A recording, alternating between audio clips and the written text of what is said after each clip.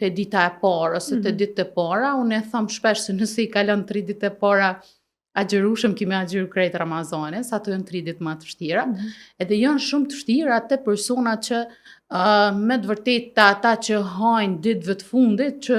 mungohet gjatë ditës se kena me fillu me agjeru, për arsye se në momentin që trupi falni është pa ushqim, harxhohet glukoza që trupi e merr, nuk prodhon energji përmes glukozës, po fillon mi marr yndynat e teprume, edhe fillon mu aktivizu procesi i ketogjenezës, që përmes i liron trupi disa ketone të vogla, që përmes asaj prodhohet energjia. Tash ky ndryshim